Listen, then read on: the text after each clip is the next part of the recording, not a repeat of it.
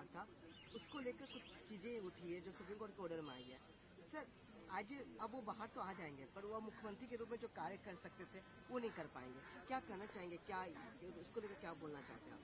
नहीं, किसी भी मुद्दई के लिए बेल मिलना एक स्वागत योग्य कदम है, इसमें कहीं कोई दो राय नहीं है। कोई भी लिटिगेंट होता है, अगर वो जेल में होता है और उसको अगर सर्वोच्च न्यायालय से बेल मिलता है तो स्वाभाविक उसके लिए खुशी की बात होती है।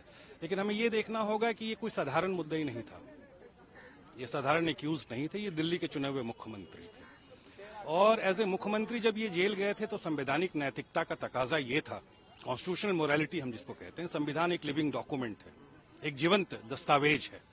अगर वो जीवंत दस्तावेज है तो उस लिविंग एंटिटी की एक नैतिकता भी होती है, जैसे हमारी सबकी आपकी होती है।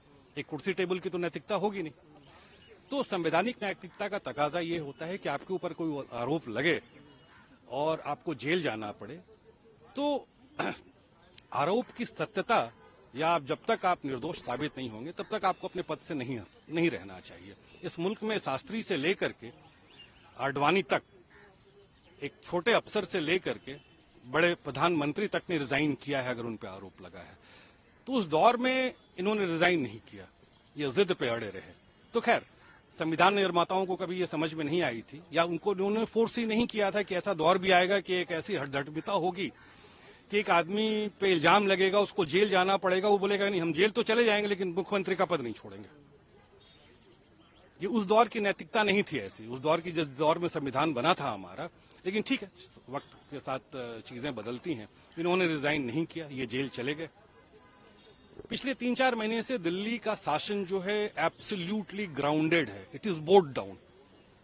आए दिन हमें अखबारों में भी पढ़ने के लिए मिलता है, कोर्ट में भी, हाईकोर्ट ने भी बहुत बार सीज्ड ऑफ द मैटर कि दिल्ली का शासन चल नहीं रहा है, जो वेलफेयर काम है वो हो नहीं रहे हैं, क्योंकि दिल्ली एक छोटा मोटा राज्य तो है नहीं, कैपिटल रीजन है, यहां पे केंद्र सरकार का सत्ता का केंद्र है।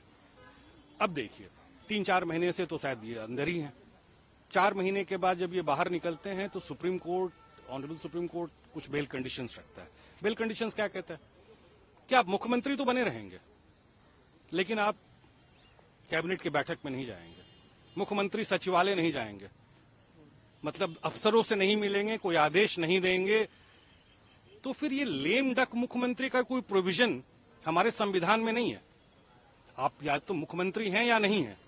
अगर आप मुख्यमंत्री हैं तो आपको मुख्यमंत्री सारे दायित्वों के साथ होना पड़ेगा, उन संवैधानिक अधिकारों के साथ होना पड़ेगा।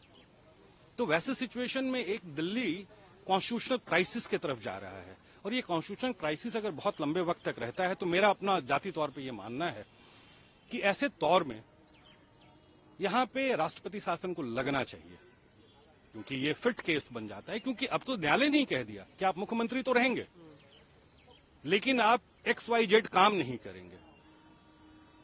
तो आप समझ लीजिए कैबिनेट की बैठक बिना मुख्यमंत्री की कैसे संभव है।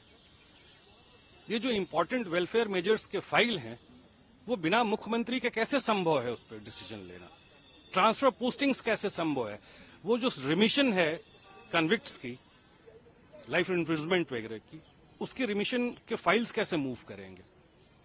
तो अगर एक छोटी सी एग्जांपल भी मान लें कि एक कन्विक्ट है, उसकी लाइफ एंड लिबर्टी भी इस ऑर्डर से इफेक्टेड हो रही है, either this order has to go और that person has to go. तो this is how it is. Ji.